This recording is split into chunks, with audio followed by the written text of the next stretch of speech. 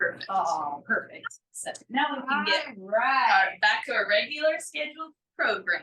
All right. So welcome to Cooking with Meat. We are going to provide hopefully a fun new way and understanding on how to cook meat, but also with probably a new type of cut that you've never done before, and that's lamb. So we'll talk about benefits of lamb and all the things, but I first want to introduce the helpers here tonight. My name's Bernie O'Rourke. I'm the Extension Youth Livestock Specialist, and we have with us tonight Heather Hunt, who is an outreach specialist here in the Meat Science or MSABD building that we kind of give it for short because it's too long and we won't talk about that tonight. It's a mouthful. Yeah. And so she works with Dr. Jeff Sindelar, which you may have run across in some of our past webinars. And so she's going to cook with me today related to what we've got for you. So we can be like the Rachel Ray and the Emerald Lagasse kind of pair here. We also have Brianna Meyer. You want to swing around and show your face? A Wisconsin 4-H alum. Yes. And we are so proud to have her. She's a freshman here at UW-Madison, and she was wanting to attend tonight anyway. So attending in person, she shall be. So, so we're going to get started. And a couple of things that we want to make sure you know and understand about cooking with meat is food safety. And if you want, throw in the chat what kinds of food safety things we should be doing tonight to make sure our lamb chops are going to be good to eat. So start throwing some things in the chat. We'll look over here and see if you got anything in. Don't be bashful. We're not scary. What do I need to do with these things? Yeah. What do we got to do with our hands? Anybody know? Nope.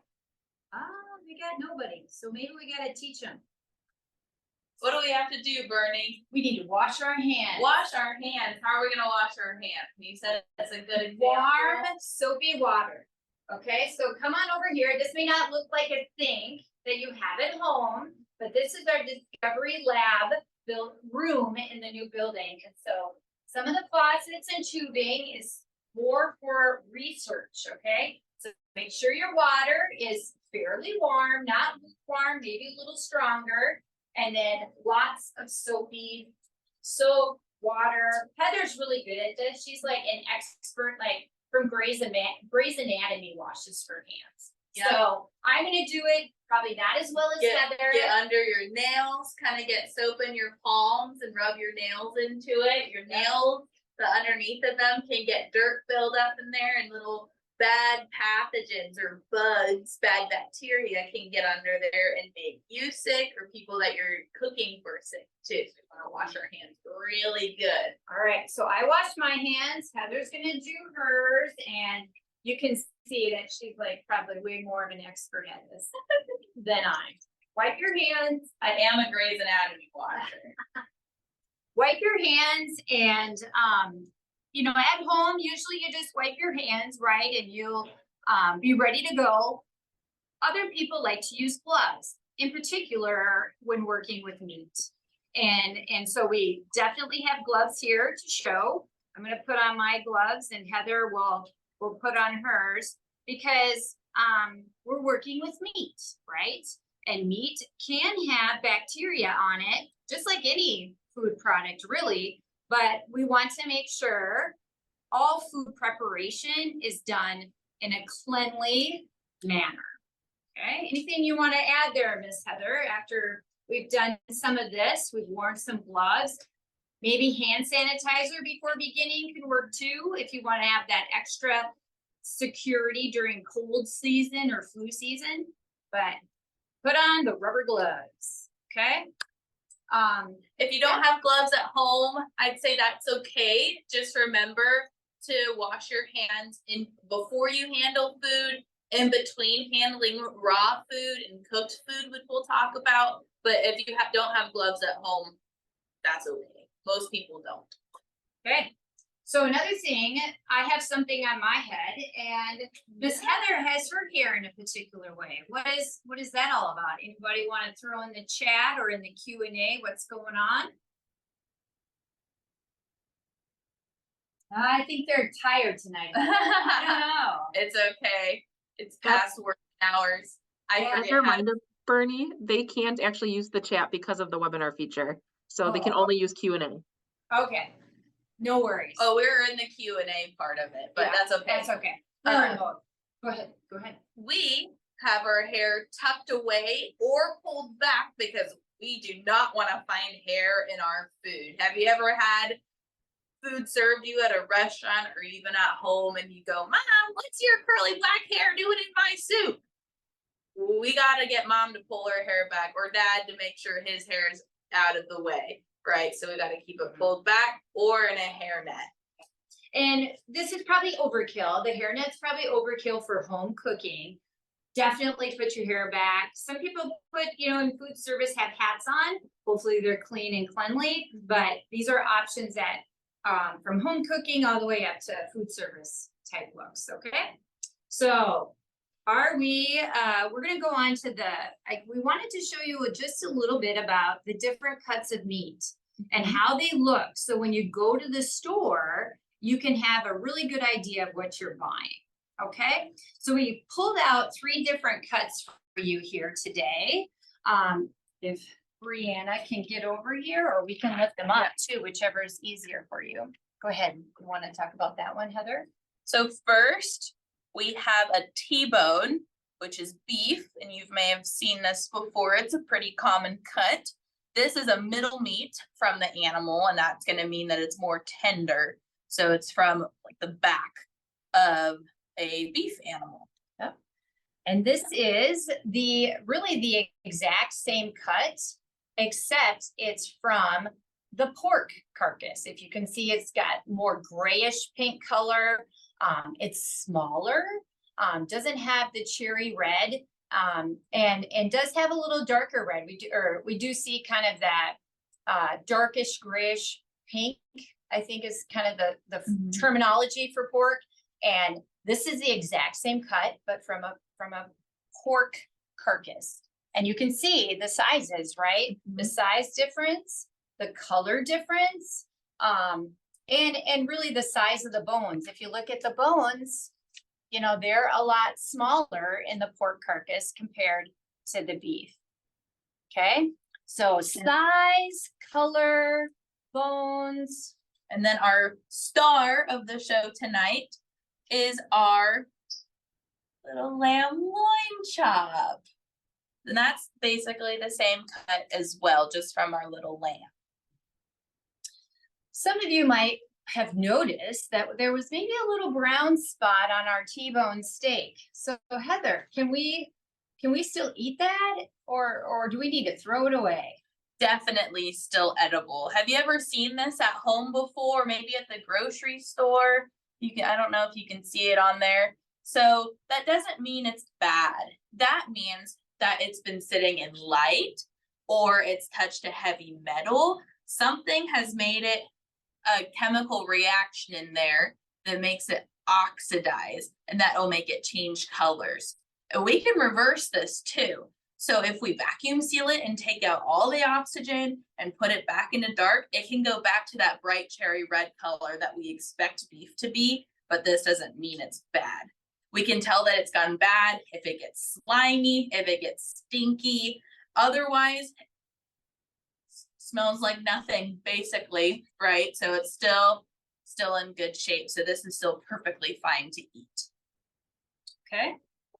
So we wanted to really explain this because we just had meats judging on Saturday, and I think there's quite a few of you on tonight, and we would have loved to have you there Saturday. But that's kind of what our young people did on Saturday. They had to tell differences between species of cuts and then what the cuts were. And then the seniors had to tell us how it's supposed to be cooked. And so while we kind of get the show on the road with these chops and everything, we'll talk a little bit about different cooking methods and then the flavors that you can use when you're cooking. Because cooking with meat tonight, the goal is really be creative, right? If you love spicy things, using flavors that make it spicy, but we'll go into that here in a little bit. I don't want to get ahead of myself. So the other thing we want to talk about too is just a little bit about consumer preference. So when you go to the store, it's all you making a decision, right? And the goal is to, depending on the cut and what your preferences are, right, is to definitely get as much meat for your money, okay? So if you look, I'm going to show you a couple of different cuts nice and close. And if you had to decide between these two cuts, this is A and this is B, which one would you buy? A or B? Go ahead and put that in the Q&A, just so we know you're Alive and yes, listening. alive and well. So see if anybody's coming through, but if you can see, A certainly has a lot more muscle, right? And so that's the stuff you're going to eat. The outside fat, that tends to be the things we cut off, right? And so when you cut anything away and don't eat it, that's just a waste of money, okay? So the other one is definitely smaller, not as much muscle, and there's a bunch of fat down in here, okay? So as a consumer, yeah, this would probably be the cut that you want to pick, okay? Most lean for your money, okay? Any questions coming up, Carlea, that we can answer at the moment? So far, I have not seen any questions, and it looks like most of them guessed A when you asked them which cut they would prefer to buy. Awesome. Yay. All right, so we're gonna start, and I touched the raw, right? Fresh but not cooked lamb chop. So I'm gonna get different gloves so I can mix the rub for you. So everybody got their sweet and spicy recipe out, and maybe hopefully you're in your kitchen. What I have, we set up a good old 4-H demonstration. Anybody done a good 4-H demonstration in foods or meats? And I may not get it totally right tonight. If I do, I did this as a 4-H or two. I made lots of lamb recipes because we had lamb at home. But it's the left to right, right? You start the process from the left and you move to the right.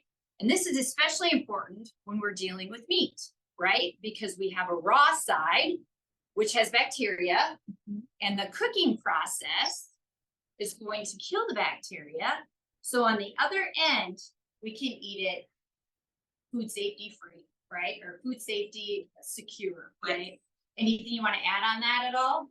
Otherwise, we'll get let's get started. Okay, so what's first, Bernie? It says we should brush or rub each lamb chop with oil. So we got olive oil. I think it asks for, there was grapeseed oil. I think pretty much any type of oil you would have. Vegetable oil, canola oil. Those tend to be like cooking meat oils. I know people that love avocado oil. Yep. So olive oil and avocado oil seems to be kind of the new age types of oils to work with. Yep. I have not worked with avocado oil. Olive oil is mine. And it's just the cheap Walmart brand. You can buy some really expensive olive oil, but yeah, for this kind of due diligence, what we're going to do is we're going to rub this on both sides of the lamb chop, and that will allow us to stick the rub onto the lamb chop, okay? So we're gonna make the rub.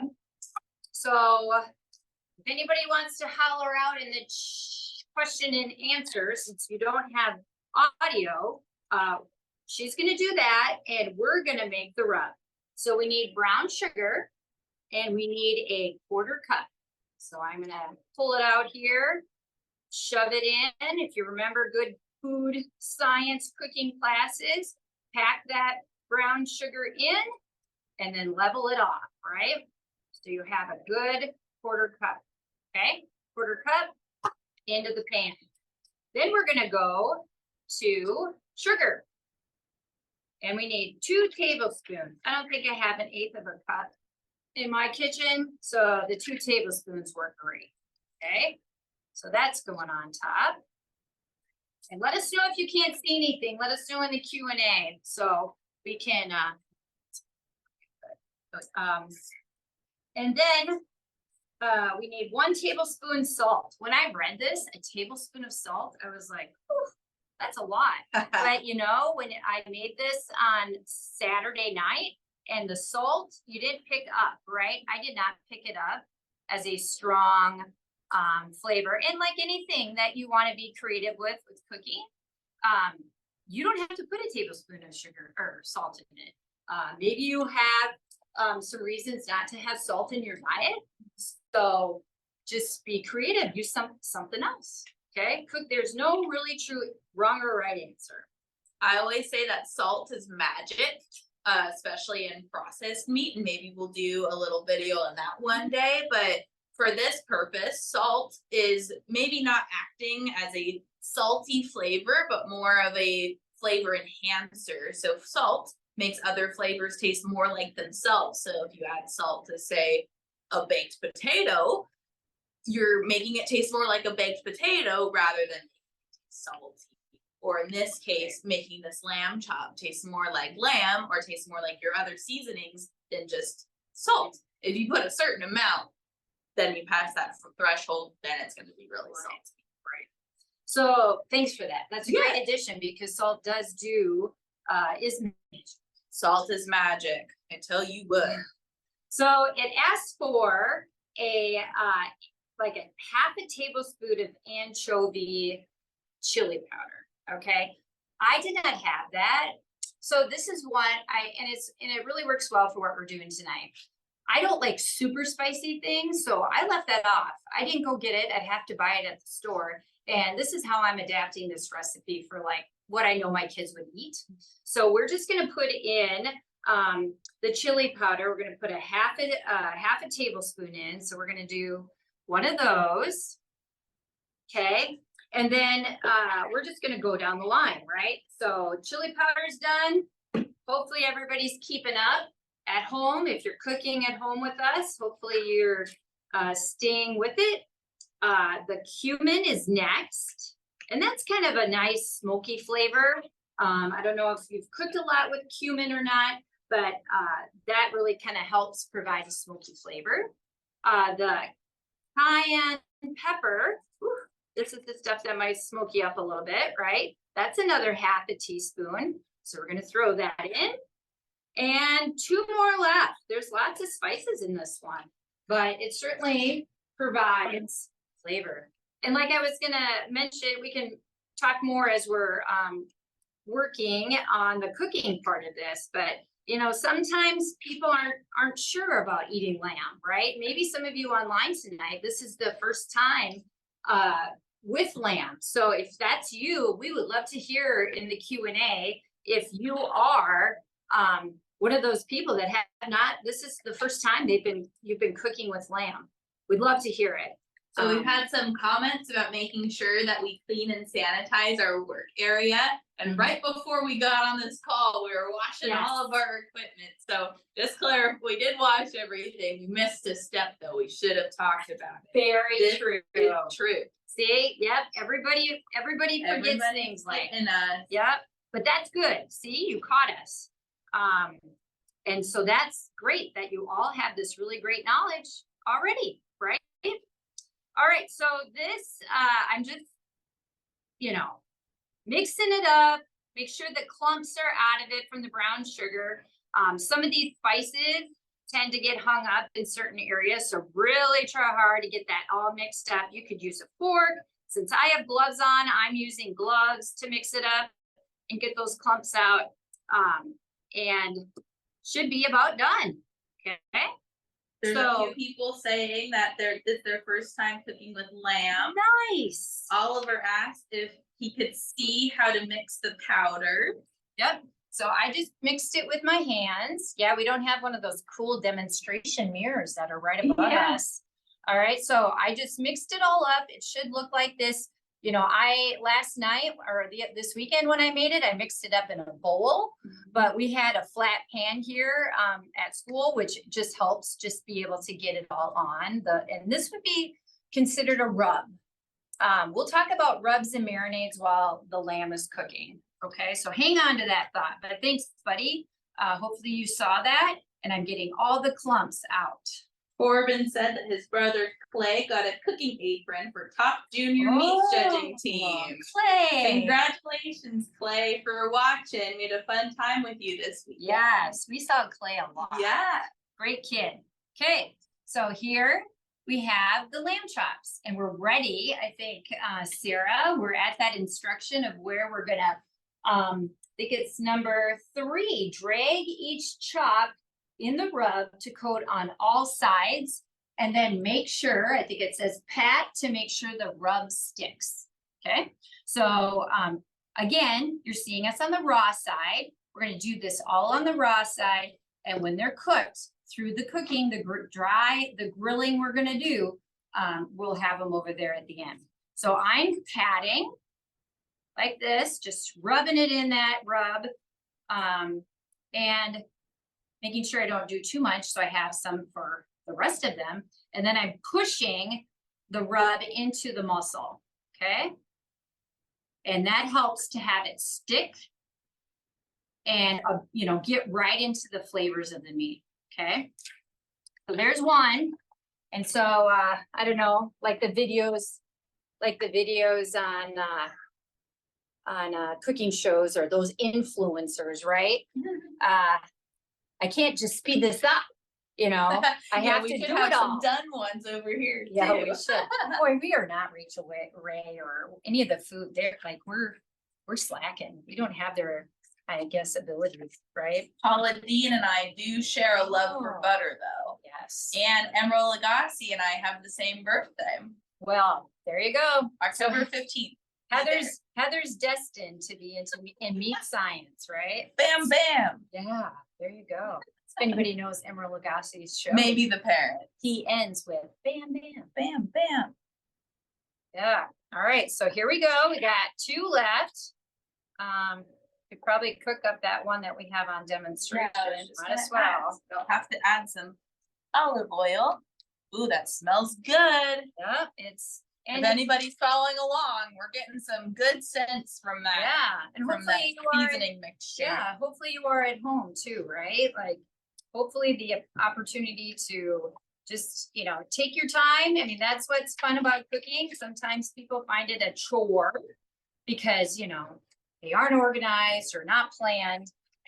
But cooking can be super relaxing. It's fun to do as a family, you know. It's rewarding. You get yes. snacks. Right. Play around. It can be a little science experiment. Yes. And what does and you put in the Q&A if you know this, meat provides ZIP, Z-I-P. What does Z-I-P stand for? Anybody know? Let's find out if anybody knows. Go ahead and put it in the Q&A. Beef, pork, lamb, goats, they all have ZIP. Are they answering it? Are they getting it? Nope. Should I give them answers? Give them a hint. The Z is a mineral. A The mineral. I is a mineral. And the P is one of our main food nutrients. Classes of nutrients.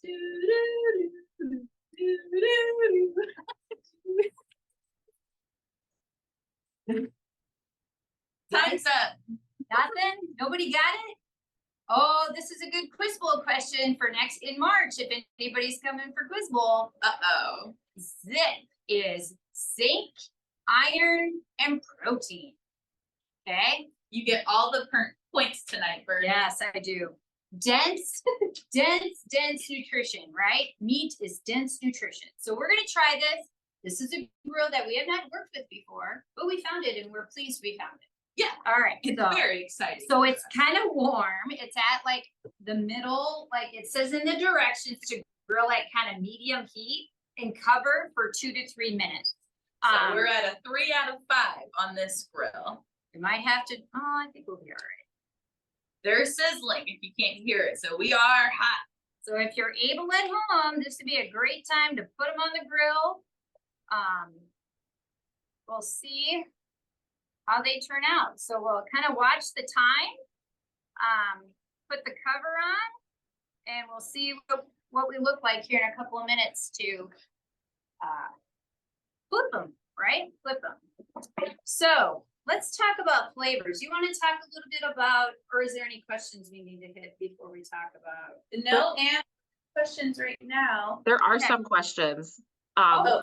Can you talk about why you had to switch gloves? So I know you had one pair of gloves when talking or touching the meat, and then you put another pair on when you were going to start mixing the rub. Can you talk to that a little bit? Yeah, that's great noticing. Boy, at 7:30 at night, you guys And are that's awake. still on the raw side. Yeah, so I was on the raw side. Actually, I had touched one of the lamb chops, if you saw. Yeah, we should have like actually done that on cue, planned that, but I just did it like, you know, haphazardly. So I'm glad somebody noticed. So yeah, I had touched a raw lamb chop. So I took my gloves off and put on new gloves before I did the rub. Okay, so again, we don't want to transfer something that might have been on that chop into the rub, which would have been on all of them. If, you know, hopefully the grill would have burned it off or killed it, but we don't know that. So does that answer that question pretty well? And you probably didn't see it because I've been off camera, but every time I've gone to touch the computer, I take my gloves off too.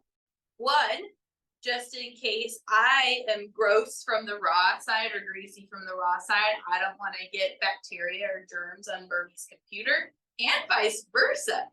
What if Bernie's computer has germies on it? And so I take off my gloves. Pretty sure it does. And then put on new gloves after that when I'm ready to touch the food again. Now I have new gloves in my hand to put on when I'm ready to touch the food. Great question. Yeah, great. What else can you help? What else can we help with? Where's the best place to get meat? So can you talk about where to get, like, I know lamb isn't as easily accessible as like pork or beef. So where are some of the best places they could potentially look? Yeah, that's a great question. I mean, you know your area best. Personally, we raise our own lamb, so we just access that. We do also direct market to a lot of people who just want to buy a lamb and put it in the freezer, like a whole carcass. So that's the cheapest way probably to have lamb, because per pound on the cuts in the store, they're way more expensive. So I probably spent like $25 on these lamb cuts, chops, and I would probably sell them for $12 a pound or less than that actually. So yeah, that's a more affordable way. Like here in Madison, Century has just if you want a quick look at this, gang, pause that. I'll come back to that. You see how the grill is caramelizing that brown sugar? So you see that bubbly stuff? That's just gonna make for some good eats, right? So we're getting some good smells in here. yeah. I don't know if they're quite ready to turn yet. No, I don't. Yeah, we could maybe, you want to turn it up to a little bit or leave it? We'll think it's leave it. fine. We're Okay, so the other, okay, so here in Madison, it seems like finding lamb, at more kind of upper scale, sometimes supermarkets, but I see lamb more and more in like Walmart, in other kind of wholesale stores. Costco's a really great place to get lamb. If you're in Madison, we have a store here at the Meat Science and Animal Biologics Discovery called Varsity Meats, and we always have lamb downstairs. It's below us right now, and that's all raised on university property and harvested and broken down into our retail cuts, or cuts like we're working with here, by students and staff at the university too. So supports the university activities as well. So we're really great option. But yeah, there's a lot of good options, and like Bernie was saying, just depends on what community you're in. Yeah, and sometimes too, like it'll be imported. So I think Costco comes from New Zealand or Australia, or maybe some of both. And like these came from Pinot Farms, which is down in the Delavan area. So they buy lamb and harvest and then produce or have supply stores here in the Madison area. So, yeah, it can't be difficult, but you know, it's just one of those things you kind of just got to drive around and get. Good local processors have a lot of great lamb opportunities. And sometimes, yeah, going directly to the producer is fun too. You know where you're getting your food from, but all ways that you can get meat in grocery stores, bigger box grocery stores if you want a big supply of it, or go directly to a producer, right? That's cool that we have all these options available. Yeah. Yeah. So it's not like we're Question, can you talk about why you pat the seasoning on the meat? Oh, yeah. So in rubs, you really need to push into the muscle, because otherwise, you know, I just kind of patted it on in the dish, and it could easily fall off on the grill. So you push it in, and it also, whatever the flavors might be, are already going to start that muscle flavor interaction. And, you know, the salt will start extracting some proteins, right?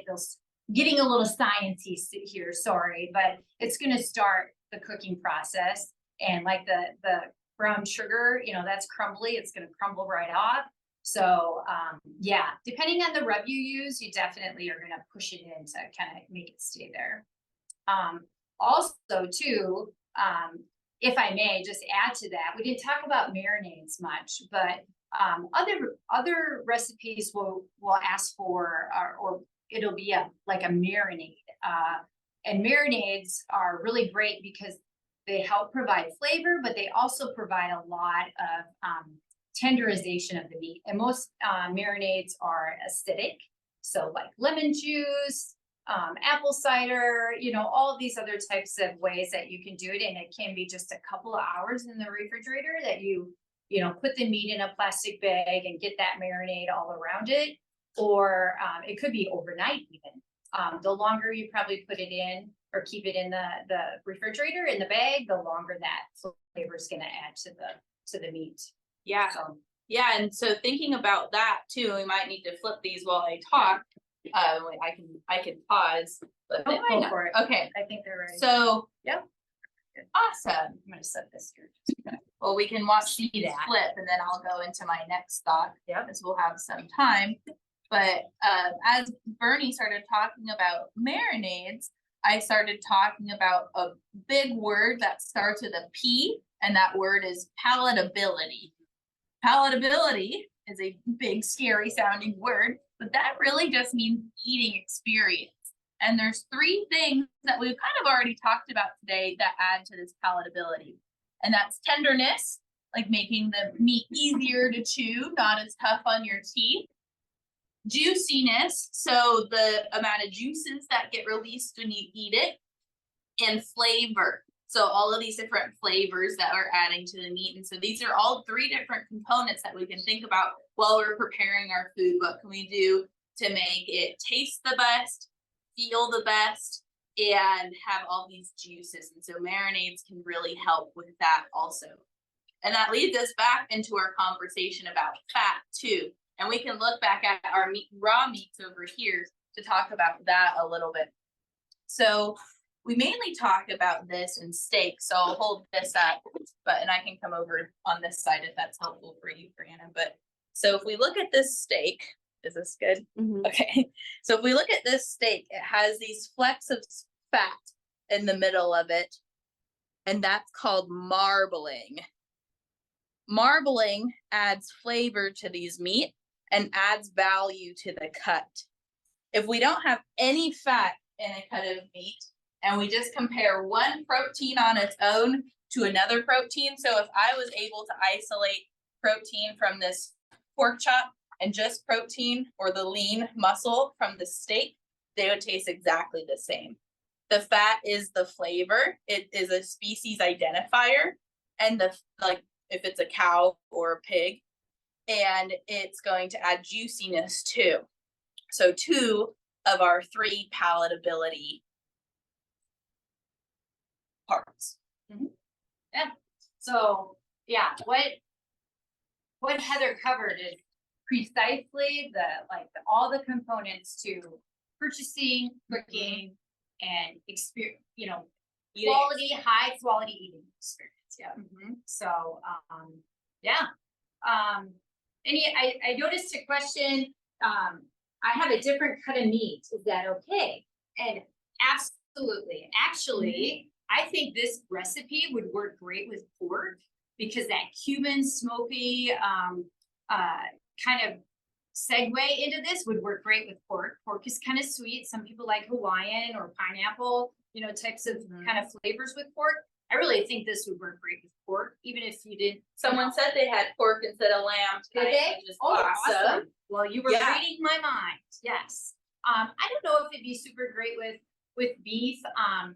The Beef Council always does a great job of putting, if you've ever been to the World Dairy Expo, they always have their spice line. And I always forget what it is, but it's more of a pepper type rub. And I think it's on Wisconsin Beef Council website. So go check that one out. That's a really great rub for beef. With steak, I usually go for an easy SPG, salt, pepper, garlic. That's my go-to. Same with lamb, and Bernie and I were talking about this earlier. I love the taste of lamb. Some people don't like how gamey it can get, or earthy. You can some people say they can taste the hay that the lambs are eating, or they can taste how lambs smell. And if you raise lamb, you know what that smell is, right? But I love it. So I was telling Bernie, I'll just put salt and pepper on a lamb chop, or just a lamb riblet, and call it a day because I love it. Same with a steak, even a pork chop too. Just kind of depends how much it needs. But Bernie's holding up her little cookbook. Well, but I think, Heather makes a great choice, and I maybe mentioned it before, is, using rubs like this would maybe help people who are afraid of lamb kind of start with the slow step walk before they run on consuming lamb, right? And then you can get to the point of, salt and pepper and a little garlic powder goes a long way. Yeah. So this is it's called Lamb Cuts 101. And there's other neat, cool things you can get from American Lamb. So it's AmericanLamb.com. And they have a ton of wonderful recipes. And if you were on a couple years ago, we did a lamb cooking. And if you remember, we made these braised lamb shanks in an Instapot. So, minus the red wine. Okay, so braised American lamb shanks. And this was a fabulous recipe. Instapot, use all of the cuts you can. Shanks are from the leg, so they have to do a lot more action. So you have to use like moist cooking, right? We were going to talk about this. This is an example of dry cooking. Instapots, crock pots, things like that are examples of moist cooking. And the muscles that do the most work on the animal have to have the moist cooking. Okay, so let's maybe check these. I'm going to so you might want to check yours, people. Yes. No, Bernie has her cooked gloves on. I have my raw gloves, so I'm gonna stay away for this part. Yep. And then you guys would have received this. Carlea mentioned it, that you got one of these nice thermometers. So we are going to use a thermometer. And one of the biggest falsehoods of using a thermometer is not using it correctly. All right. So some people want to just stick it in the top. That is not the way to do it. Better than nothing. Yes, better than nothing, as Heather says. But you can't get it really. You can't really know that you're in the middle of the muscle. Okay, so all things, even ground beef hamburgers. You see this? Especially, put it in the side and get through the fat and get in the muscle. Okay, and we're gonna see where this is at. What temperature are you looking for, Bernie? We are looking for 145, okay? 145 for most people is in that medium category, okay? Something around medium cookery. We're not quite there on that one. And for some, how many people, please put it in there. I don't know if I want to know, but how many people love well done meat? Like steaks, well done pork. Please tell me, I want to know. Well done or no? I say no. No. Good job, Brianna. I like mine medium rare. Yep, we're not quite ready. So they're all measuring for me at 140. So we got a little bit to go. How about you guys at home? Have you done yours? And what's your temperature at? Like something that's well done would be like 160. Sorry, Heather. Go ahead. Oh no, I was gonna say, somebody asked if we put pepper in there. We didn't put black pepper, which is what you might be asking, but we did put cayenne pepper in there. So we're still gonna get a little bit of heat from that, just not that traditional black pepper flavor. Right. So I turned the stove the grill up just a little bit. So Maddie said, quarter should to the 8. meat be over 140 degrees? That a girl. I wish I could throw you a snack stick or something. Shannon said, well. Oh, Shannon, try it at medium. Try it at medium. That's gonna help our palatability, keep in the juiciness, and make it more tender too. Yep. It'll be so much more flavorful. Well done can just taste like a chewy hockey puck. And you Someone won't get said that fat flavor. That's Medium so rare good. best. Jenna said, well done. Yeah. Olivia said medium rare. Okay. Bobby and Ellie said, well done. Well, give it a try. Okay, well done, folks. Give it a try at like 145, maybe 150 if you want to slowly get yourself there. But it is definitely a much more desirable experience. Corbin, Clay's brother, said medium well. That a boy. That's a meat treasure for you right there. Medium rare, 140 to 144. Ours was 129. Ours is at 120. We're getting there, folks. Yeah, and you see, ooh, that one got a little done on that side. Woo. But that's some of that caramelization, right? So if you're using sugar in a rub or something like that, you do need to kind of watch the outside getting burnt. So we failed on this side, but there's some other ones that look really good here. Okay? Sometimes that little Bernie flavor can burn. Yeah, I got that. Can taste good. Yeah, I'm with you. Yeah, I could probably tell you the nicknames I had in college. Yeah, That Lillian. associate with burning. But Lillian said, nice job. we'll stop there. Luke, Noah, and Grace said theirs is at 132. Very good. So keep cooking, children. Keep it going. That's awesome. I'm glad you guys are cooking along. This makes We're more making fun. bacon. So are you guys seeing the caramelization with your brown I sugar? wish we could have their cameras on too. I know. But then we'd have like this, Email me pictures. yeah, major Brady bunch of I'll type my People. I'll type my contact info in the chat. Send me pictures of your lamb. yeah. Or There's pork. there's actually a Padlet on the Google website that they could share pictures of what they're cooking. Yeah, so the information that Carlea sent out to you about the Padlet, put your pictures on there and I'll get Heather access to it so she can see. So I got a few coming out here that are 145. And what is the recipe? I don't know if the recipe says this, but yes, it says, let rest for 5 minutes. And indeed, you want to let meat rest for 5 minutes because that allows like the flavors to mold, go through the muscle basically. It allows the cooking to continue as they're resting, they are continuing to cook, okay? And so that is one reason because I'm pulling them off at 140. They'll probably go to 150. I could have pulled them off at 140 knowing they'd go to 145, but everybody's different, right? On how they like their lamb. I don't think we're gonna have time to show so we're letting them rest. It may not be for 5 minutes because we want to make sure we end on time.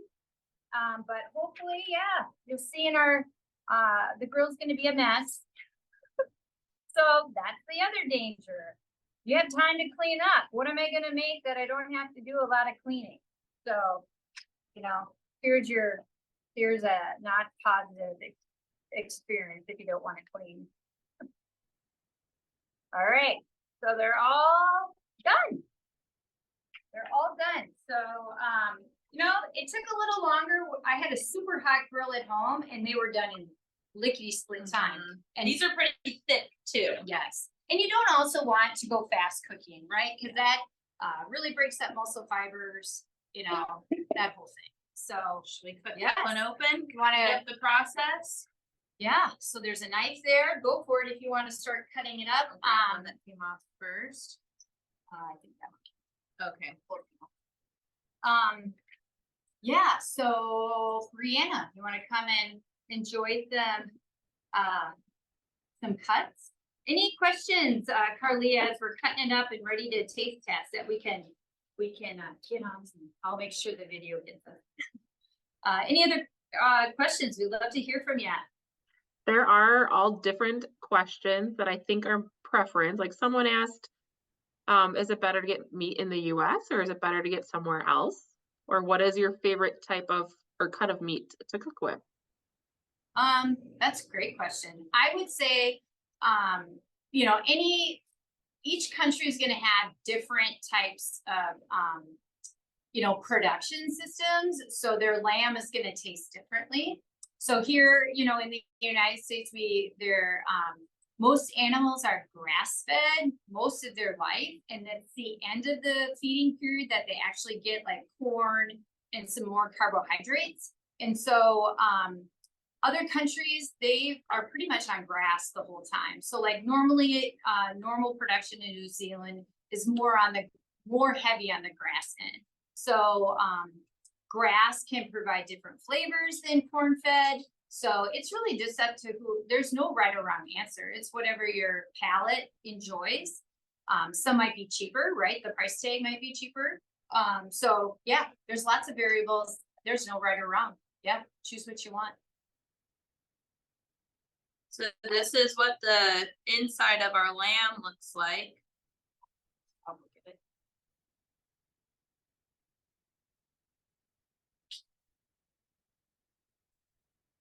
I broke the fork before that. But we're closer about to medium. Okay, so a little pink. Little pink, a warm center. Okay. That's good. Is it too spicy, Heather? There's no spice. I don't like spicy. So I guess if you're a spicy Person, or you like spicy, not a spicy person. Some people think that's a little. I'm a Right? spicy That person, you're a but little I don't much. like spicy. Yes, so spicy, like you may want to put the anchovy, Yeah. chili powder in there. So hopefully those that got to 145 are enjoying this at home. It's super, that sweet flavor comes through. It's very moist. Sorry, some people hate that word, but it's juicy, it's easy to chew, tender, and the flavor's really good. Yeah. That is palatability. So I think. Bam. Yeah, there, bam. I think we were successful in Peru tonight. I don't know. What do you think, Brianna? Are we decent cooks? Yeah, I think so. Thanks. Successful way. Yeah, so again, if you aren't sure about lamb, some of these kinds of things, you can pick up the flavors rather than the lamb right away. And that will get you eating lamb or something different, like goat. I mean, I haven't had a lot of goat, but you know, that's, you know, any of these types of flavors are sensational. I grew up on, I thought it was nice to see this. I grew up on lamb being marinated like in lemon juice and garlic and then rosemary. Okay, so these are some lamb chops they're marinated lamb chops with rosemary and garlic. And this is pretty much the recipe I grew up on. Lamb is usually known to be served with mint. I'm not a fan of mint. There are some that won't eat lamb without it. Heather's one of those like me. Yeah, I don't eat it. I don't know, Brianna. I don't have that much experience with lamb. Okay. Okay. Well, we taught you well tonight, You right? did very well. Yeah. Did we answer the what is your favorite meat to use Oh. question? No. You want to go first, Heather? For me, it kind of depends on the night. Like I always say, like lamb's one of my favorites because I think it's like a very unique flavor for me, and I think it's fun. Like I'm a meat scientist, so I like to play around in the kitchen and kind of have some fun. But it depends on what night it is or what I just have available. We didn't talk about poultry tonight, which is a very nice affordable option that you can kind of just make taste like anything too, and kind of cook whatever way that you want also, so that's fun to play with also. For me, it kind of just depends. A steak's kind of like a spoil yourself night, but Yep. I Yeah. like it all. Yeah, I would say, like if cuts of meat are like, it's got to be the middle meats, right? So the steaks and those kinds of things. But, there's just so much other things you can be creative about with like even ground beef or, such versatile type options. And, we eat a lot of protein in our house because we want to, have that, minimize sugar a little bit or keep your sugar constant. And so protein and those types of things provide a really good, stable, nutritional diet. So yeah, I mean, we have it every which way at our house. We have pork, beef, and lamb in the freezer.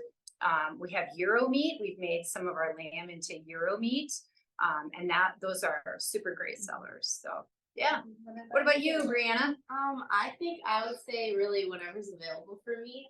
Moving forward as I start making my own meals in college here, I think that it'll be cool for me to kind of experiment with different recipes and to figure out what I really like best. Yeah. And probably since you're you're a student, what's the best value too, right? All of us are kind of watching our pocketbook, and value savings is important. Yeah. Any other good ones or other good questions? Violet said she prefers pork, Nice. and that's awesome. Yep. Corbin asked, "Are we going to do this again?" Oh, I would do this again. We would love to do these again. Probably the only one for this spring, but you will have. That's a We'll just great start live streaming from our own kitchen. Yeah, there you go. That's a great question, Corbin, because there will be a survey that will pop up on your screen when you leave Zoom tonight. And if you could fill that out and let us know what kind of maybe other cooking demonstrations you'd like us to do, we'd love to do it. But we really want to do what you guys want us to do. So don't forget to fill out the survey when you close Zoom. And when I send the recording email out when it's available, there'll be another link if you don't have a chance tonight. Okay, so we don't know what you want us to know unless you fill out the survey. Yeah, and or say what other types of foods you want to see cooked, other types of meat. Yeah. If it's meat, maybe I'll be there. Yeah, Say we want more Heather. if it's vegetables, she's out. Yeah. I do eat vegetables. I had a student one time ask if it was okay if he ate vegetables around us. And I said, it's fine. We eat a balance. We eat a balanced diet here. Right, Not right. tonight, but Yeah. Olivia said, it's so good. Love it. Love it, Awesome. Olivia. What temp is done for a lamb? Well done would be probably 160 or higher. And I'd stay away from that. Stay get in that 145, 140 to 150 would be a great place to play in. Yeah, I'd say pull it off around 140. I probably pull mine off at 135, then it'll be 140 by the time I'm eating it, because I like it a little bit more red on the inside. And that's totally safe too. Yep. What other good questions? We only got a couple minutes left. We love hanging out with you guys tonight. And we're so pleased you guys all are really engaging on the chat or the Q&A or both. So Yeah. great. Anything else, Carlea, that you can find, or are we towards the end? I think we're towards the end. I know there were some that were asking questions through, and I think we answered. They were asking about can we use or can we bake them or fry them in a pan if we don't have a grill? And I said yes. Did you want to talk about the different techniques quickly? Sure. A little bit more on that. So I will take you on a little tour of our lab. You want to go on the phone? Maybe. Or are you? She's Yeah.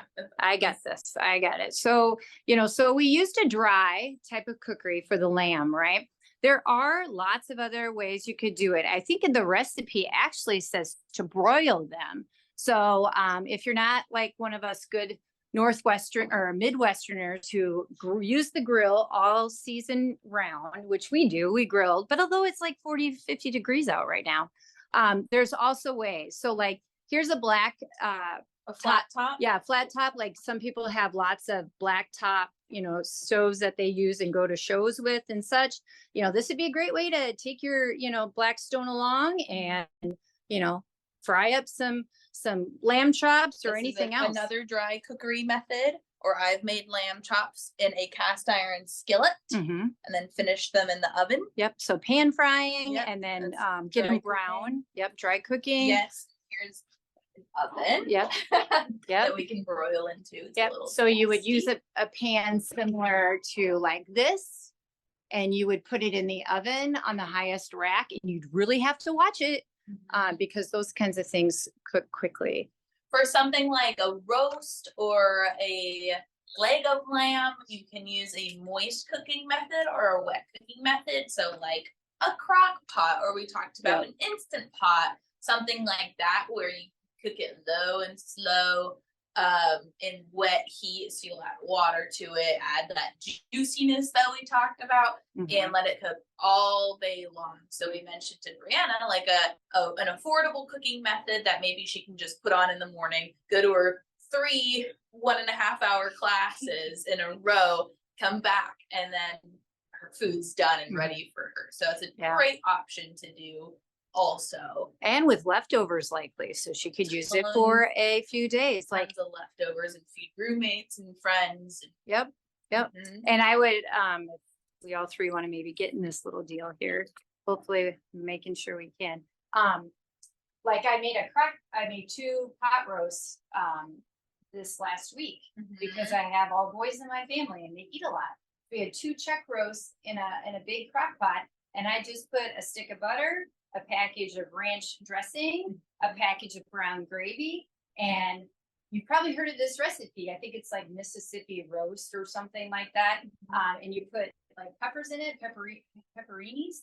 And I put in pickles. I put in a jar of pickles, juice, pickles, and everything. And it was less spicy than the pepperinis, but and just as good. So be creative, like change it up, do whatever. Yeah. You can always screw it up and just don't do it next time, right? Like Add salt. add too much mustard. Yeah. Don't do it next time. So yeah. So anything else, Carlea? How we doing? Is that good? I think we are good to go, and I've seen that some people have started dropping off already. So hopefully, as they're dropping off, they are seeing the survey that you mentioned. Awesome. Yeah, and my email's in the chat if anybody wants to get a hold of me, or Bernie can send out my contact info also. But let me know if you have any questions or want to get into the building sometime and see what it's like to be a meat scientist. Did you know that you can study doing this stuff? Yeah. It's so cool that you can study making snacks. Bernie and I both have degrees in meat science. It's so fun. And I get to go do cool things like this. You can taste test through your day. There you go. That's what I do. It's been great. It's been great being with you all tonight. I appreciate Brianna and Heather's work with us tonight. It's always fun to cook with others. That's what makes cooking fun. And we hope you learned something from us tonight. Please do the survey, because if you really want to do this, we would love to do it again. Yeah. Just let us know. Corbin wants us to. Yeah. Let us know what you want to do. So, so see you later from the MSABD building in Madison, Wisconsin, and go red, right? Go big red. Go big red. Bucky. Go Badgers. Oh yeah, fine W. All right. I've never done that before.